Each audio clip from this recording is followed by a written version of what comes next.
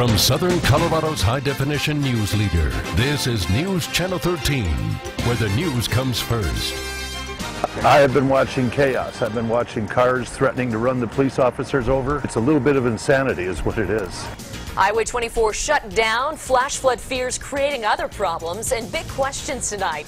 Should there be changes to the automatic road closures? From Woodland Park to Pueblo and right there on Highway 94, this storm created a mess throughout the region. We have it all covered tonight. And a tense standoff. A 61-year-old man is accused of trying to rob a Walgreens. How police ended it. Good evening. Thanks for joining us. I'm Heather Skold. And I'm James Jarman. And first tonight, your storm team coverage. The flash flood took over a backyard. This video shot by Ed Flanagan in Green Mountain Falls. Take a look right there at what the yard looked like just before the flood hit. Within minutes, though, that entire yard flooded. A lot of that water coming down from Woodland Park. And the hail started coming down earlier this afternoon in Woodland Park. There are reports of an inch on the ground. That's from the same storm that forced Highway 24 to shut down in both directions. I think everybody has their guard up pretty high as far as what's going to happen this summer. Guard up and all eyes on the creek in Manitou. This was right before the flood hit. Scary there for a little bit when you saw it rising that high, but thankfully the creek stayed within the walls through downtown Manitou. There were no reports of any injuries today. And while the flash flooding in Fountain Creek didn't physically affect Highway 24 directly, the threat did indirectly. CDOT shut down the highway twice this afternoon.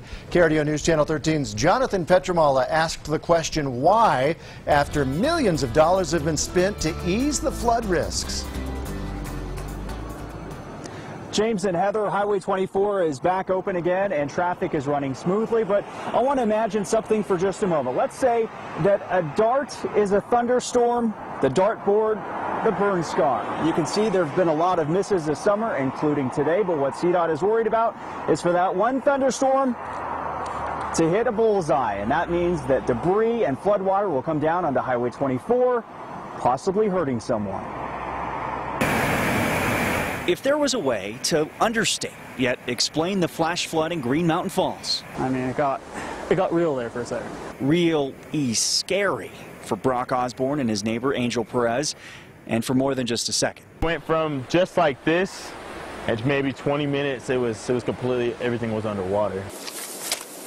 Including their backyards. It probably came up to my knee, about here. Fountain Creek was higher in Perez's backyard than it usually is in its bed. A great example of just how powerful this flash flood was. That boulder wasn't even in sight before the flood. And it was all downhill from here. Come on, guys, let's go! Cool, thank you. Highway 24 was closed twice at Cave of the Winds because of flash flood warnings. The second time, minutes after the first warning was lifted, which caused chaos as cars flooded the highway, expecting to be able to get through. At one point, stopped cars stretched for nearly 4 miles on Highway 24. And there were backups on Colorado Avenue, too. I have been watching chaos. I've been watching cars threatening to run the police officers over. It's a little bit of insanity is what it is. Patience running low, even though the creeks were running high. I would just ask that they be patient and just try to understand that it's for their safety. Millions have been spent on flood mitigation projects, including this box culvert underneath Highway 24. But Waldo Canyon isn't the only spot CDOT is worried about when the rain is heavy. It's the unpredictability of nature that makes this response We gotta clear the highway. so predictable.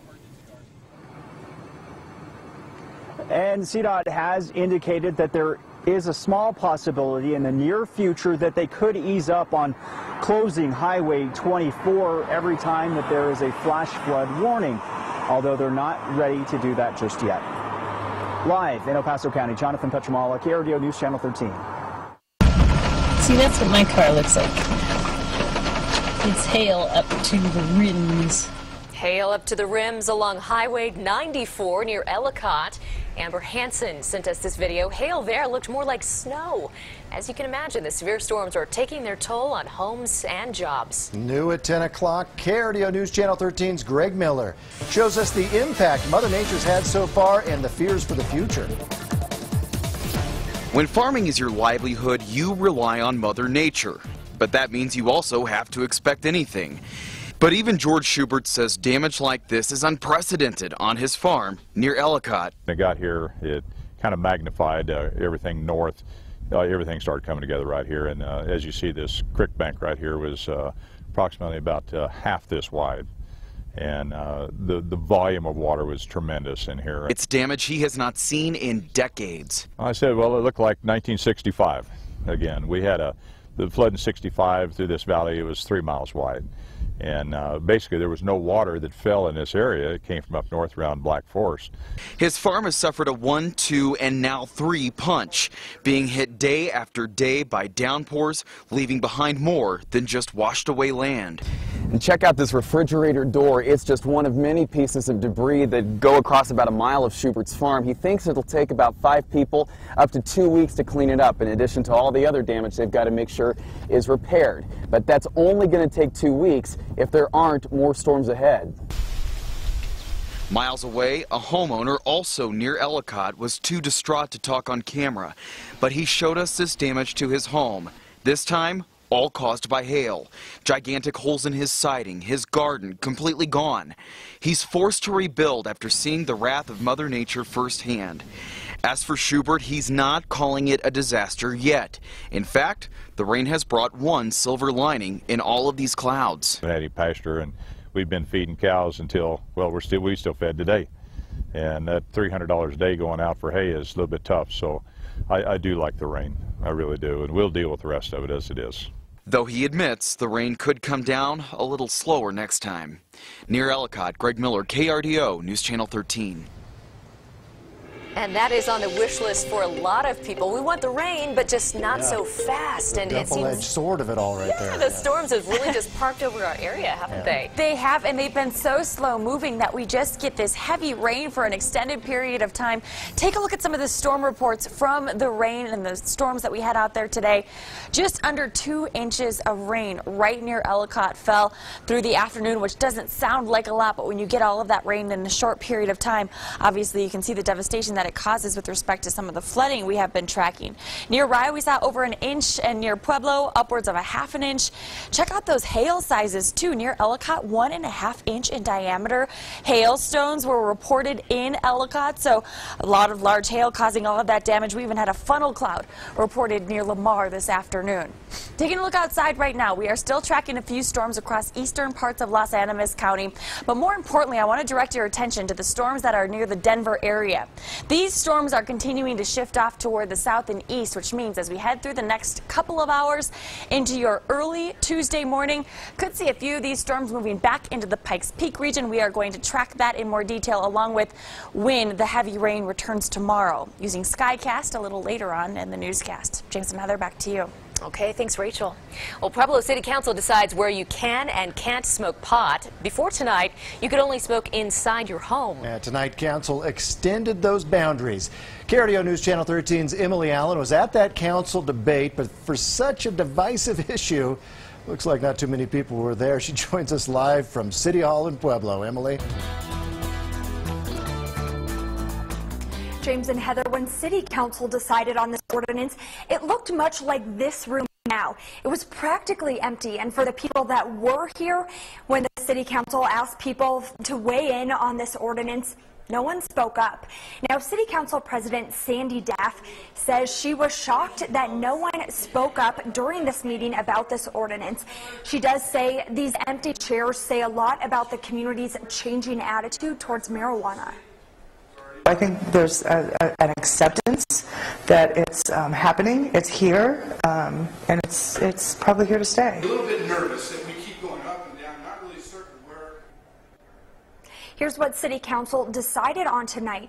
You can smoke marijuana outside on private property like your home. Now, some City Council members were pushing for this to reduce secondhand smoke exposure if people can only smoke inside. There are a few details that City Council still needs to sort out. They did come to some agreement on what's called buffer zones. Basically, that means that if you're smoking in the front yard, you need to be 25 feet away from a public space like a sidewalk. And if you're in the backyard, you need to be 10 feet away from a public space like an alleyway. In Pueblo, Emily Allen, KRDO News Channel 13. Okay, thanks, Emily. A peaceful ending after a standoff at a Walgreens in Pueblo. It happened outside the store on U.S. Highway 50 West and Morris Avenue around 2:30 this afternoon. Take a look at the pictures taken by our partners at the Pueblo Chieftain. Police tell us the suspect, 61-year-old Jefferson Thien, walked into Walgreens with a handgun and stole prescription pills. Police arrived as he was walking out of the store. That led to a 3-hour-long standoff. Officers say the suspect was consuming prescription pills during that entire time. He was armed with a handgun. At one point, he pointed the gun at the officers. They were able to get him contained to the east side of the store. A handful of customers were inside Walgreens while the standoff was happening outside. No one was hurt. Woodland Park is looking for a new mayor tonight. That's because Mayor David Turley quit today. He's accused of sexual assault on a child by a person in a position of trust.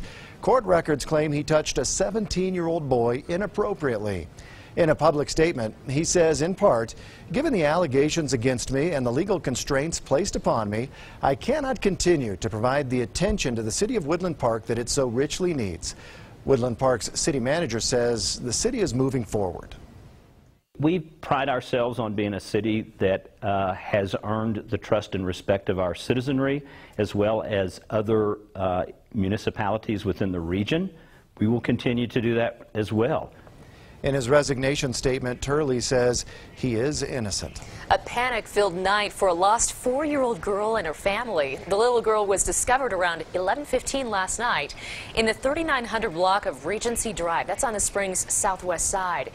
Nearly 12 hours later, she was reunited with her parents. What a scary night for them. The only thing she told police was that her name was J.C. Madison Dufree. We don't yet know how the little girl disappeared. Police say no charges are being filed at this time against the parents. Colorado's Attorney General will fight gay marriage. John Suthers says it's really only a matter of time until gay marriage is legal, but he has to defend Colorado's anti-gay marriage law in court. Today, he asked the Colorado Supreme Court to stop county clerks from giving marriage licenses to gay couples. And before this issue gets to the state Supreme Court, one same-sex Colorado Springs couple will get married tomorrow in Pueblo. Jordan Fernandez and Lori DePalia have been together for more than 20 years. They've never understood why gay marriage is such an issue across the nation. What is it really hurting? It's adding to your community. It's adding stability. It's adding stability for our daughter. It's adding stability in a world that is completely unstable today. UCCS political science professor Joss Dunn believes the longer couples are allowed to marry in Denver, Pueblo, and Boulder, the tougher it will be for any court to reverse the decision of local governments. I think everybody has their guard up pretty high as far as what's going to happen this summer. There's no relaxing when it rains and you live near the burn scar. And Rachel, it's no wonder the monsoon here is in full force. It certainly is. Take a look at this video that was shot of Fountain Creek near 31st. You can see all of that water flowing through. We are going to be tracking a similar scenario setting up tomorrow. I'll be tracking that with SkyCast coming up right after the break. And our favorite Olympic champion, Amy Van Dyken-Ruin, has an update she wants to share with you. That's coming up.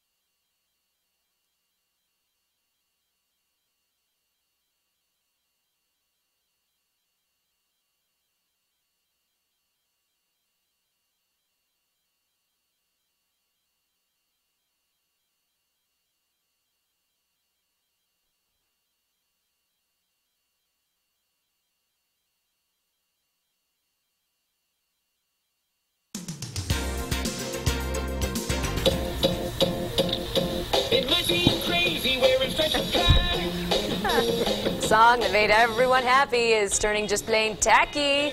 Today, Weird Al released his spoof of Pharrell's Happy. Yeah, the video includes some famous faces, Aisha Tyler, Margaret Cho, and Jack Black, all dressed in clothes considered tacky. There you go. Weird Al. He always figures it out, doesn't he, Rach? He does. What does it say about me if I actually liked the stretch pants that were featured in one of those outfits? Just throwing that out there. Take a look right now at this video. I think it's actually very interesting, and this is why the National Weather Service is so careful about issuing these flash flood warnings. Keep an eye in the center of your screen, and you can see the water that comes flowing toward the bridge and then ends up rushing over it. This was taken near Highway 24 in Cristola, sent to us by Michael Moore, and it flows over the bridge across the other side, completely filling the culvert that was supposed to take the water beneath the bridge.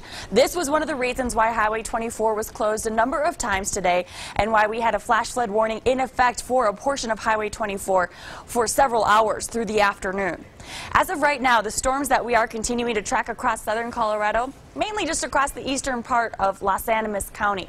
Up near Denver, we have a cluster of thunderstorms that we are going to need to monitor. As they slide toward the south and east, they are going to move into the Pikes Peak region. They should weaken as they slide toward the Pikes Peak region, but nevertheless, this is a spot where we have seen a lot of rain today and over the weekend, so it would not take much more to cause even more in the way of flooding concerns. So as we head through the night tonight, here's what you can expect. We're going to keep the clouds around through early tomorrow morning. Could get a few more sprinkles. This is a look at about 3 o'clock in the morning. And then as you're waking up, your alarm clock's going off. If you look out the window, you may encounter a few more showers around 6 a.m. So we are going to start off with these storms pretty early tomorrow morning. As we head into the afternoon hours, we will see the clouds breaking up right around lunchtime. We'll get a few hours of sunshine, but then we do it again. Tomorrow we are going to see the water in the atmosphere again, storms popping up over the high country. As we head into the afternoon, that's when things are really going to get rolling. By 4 o'clock, you'll notice those areas of yellow along the Palmer Divide and around the Pikes Peak region, over the mountains off to the west of the I-25 corridor.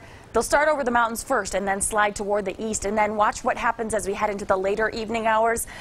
That big area of yellow, SkyCast's way of suggesting that we could have some fairly strong storms during the late evening hours into the first part of the night tomorrow night that we'll have to monitor very closely. Those yellows and oranges indicate the potential for heavy rain. Could even see some hail with the storms that develop tomorrow. So it looks like we're going to get round 2 on your Tuesday. Temperatures tomorrow in the 70s and 80s. Here's a look at your 7-day forecast. 70s tomorrow. We keep the 70s all the way through Thursday, so enjoy the cool weather while it lasts. As we head into the weekend, we start to warm up, and we'll finally get an opportunity to dry out just a bit. 88 degrees on Saturday, 90s expected Sunday into Monday. So we will dry out and we'll warm back up. Pueblo, your high temperature tomorrow, 82 degrees. We'll hit 81 on Wednesday with a 30% chance for storms both days. We'll taper that back to 10% Thursday, Friday, 90s and dry, with plenty of sunshine expected Saturday, Sunday. Canyon City, 79 degrees tomorrow, 78 on Wednesday. Tuesday, Wednesday looking to be the most active time frame here over the next week. Thursday, Friday will still keep a few storms around, but should not be quite as active. And then Saturday, Sunday, we will finally dry things out, get you outside, let you, unfortunately, fix some of the damage that we have seen from the past couple of days of storms. Teller County 68 tomorrow, 66 on Wednesday. Low 60s Thursday, then we're back in the 70s next Monday. 80 degrees back on the forecast. All right, looking good. Hey, thanks. Way to go. Thanks, Rachel. Well, she is showing off her moves. Yeah, Amy Van Dyke and Ruin's new announcement today. That is coming up.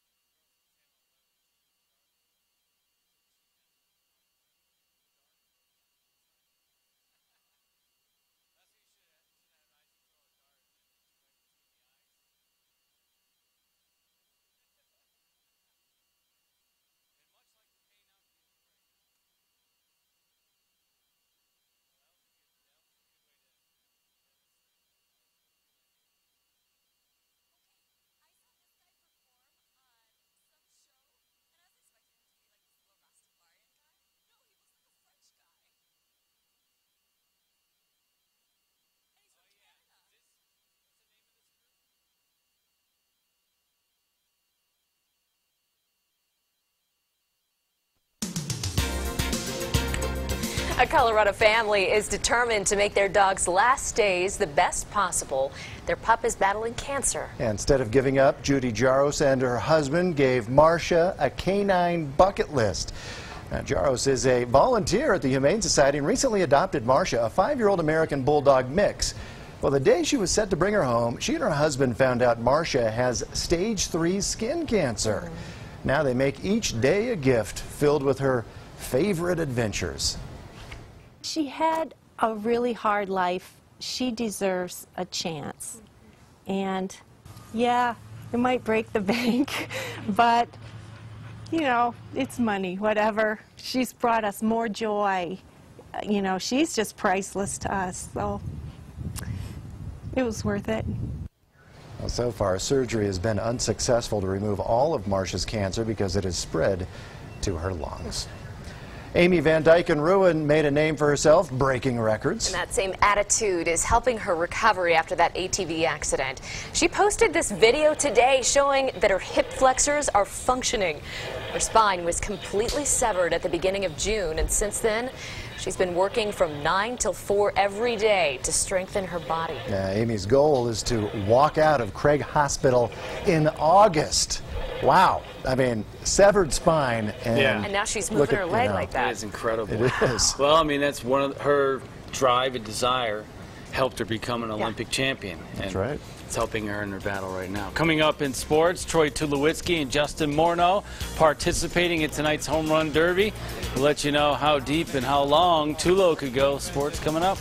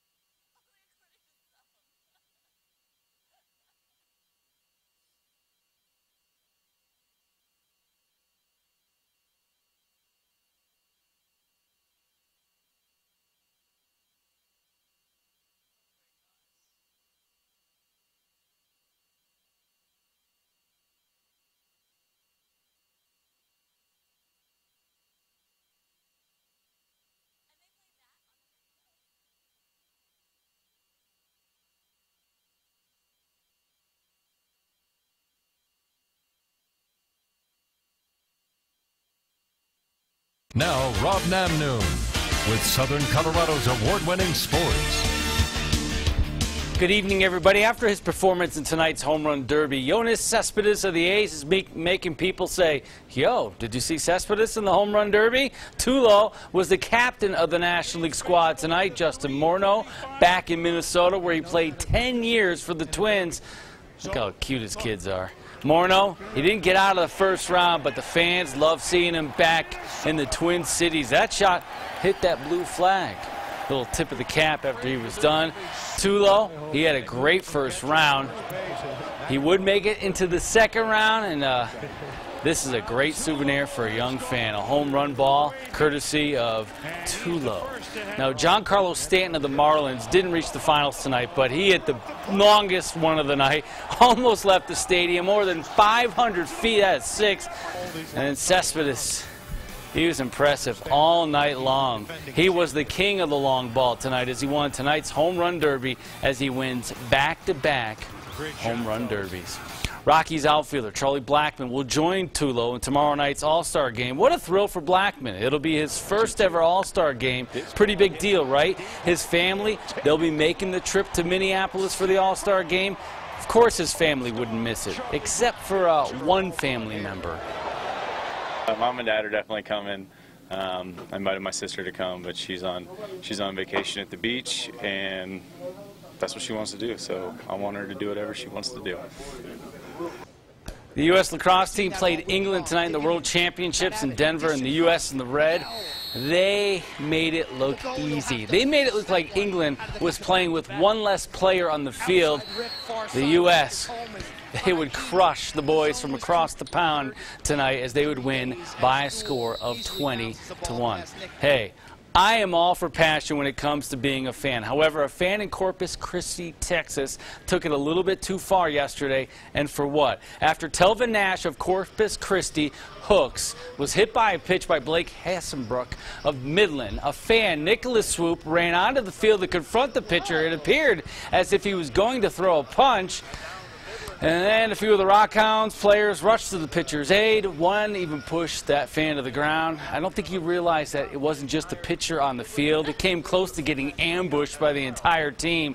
Police say, get this, you'll be surprised, that the 35-year-old was under the influence of alcohol. No, you don't say. Yes, and is facing trespassing and a threatening assault charge. Has he ever watched a baseball game? Yeah, there's usually 9 players on the field. He was invincible, though, so he thought. In his own mind. Wow. That's right. Hey, Captain Colorado coming up next.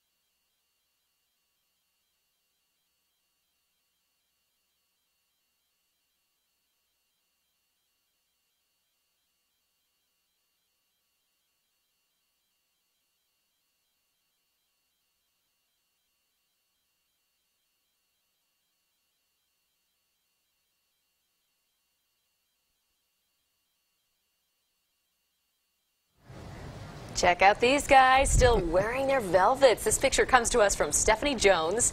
She tells us this group stops by her house every day, and that's why she loves Colorado. Yeah, why do you love Colorado? Send us pictures of your favorite Colorado things. You can post them on our Facebook page and see your handiwork on the news. Later that night, we show these every night at 6 and 10 o'clock, and they do some in the morning as well. Thanks so much for joining us tonight. Have a good night.